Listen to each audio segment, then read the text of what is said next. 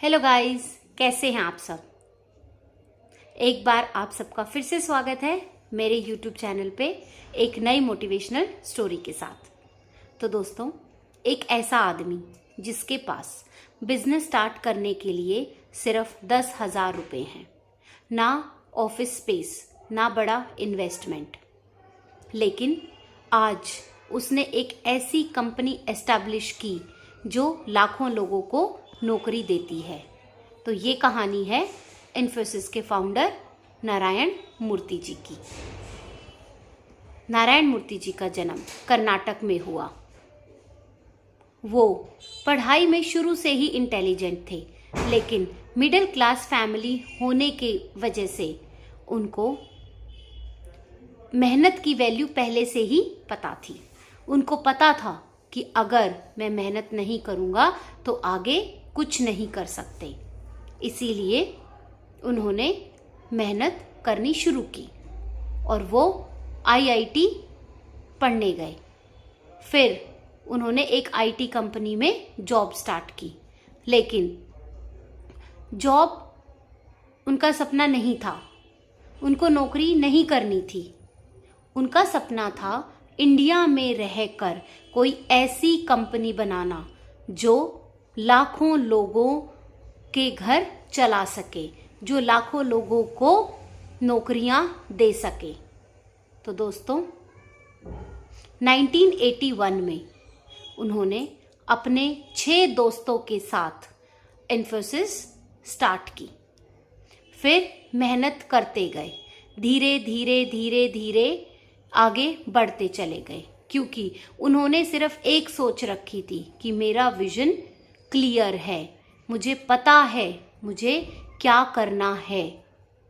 तो दोस्तों, जिसको अपना विजन क्लियर दिखता है, नो इफ नो बट पता है, तो वो जरूर कुछ करके दिखाता है।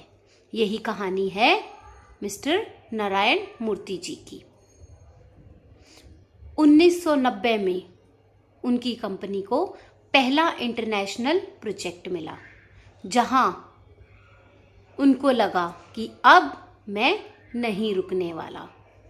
और आज आप देखो, इन्फोसिस एक ऐसी कंपनी है जिसे कौन नहीं जानता। आईटी में आज उसका बहुत बड़ा नाम है, और ना सिर्फ इंडिया, कई और कंट्रीज में भी इन्फोसिस कंपनी है। तो दोस्तों,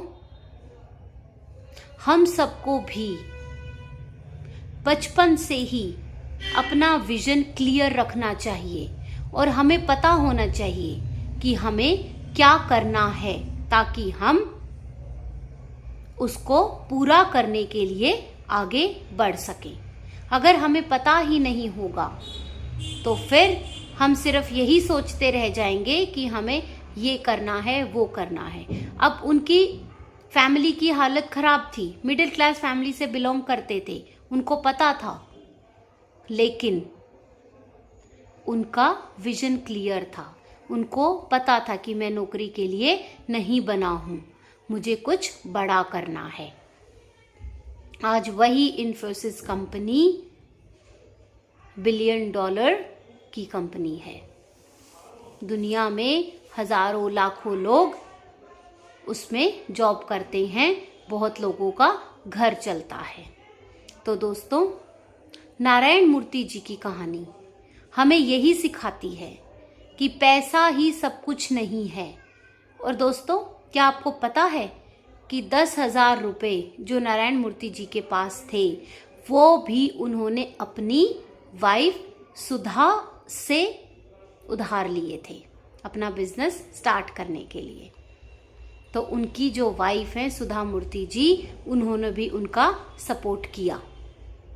तो दोस्तों, यही होता है एक सच्चे रिलेशन में, हस्बैंड वाइफ एक दूसरे को सपोर्ट करके चलें। और अगर आपका विजन क्लियर है तो आपको सफल होने से कोई नहीं रोक सकता।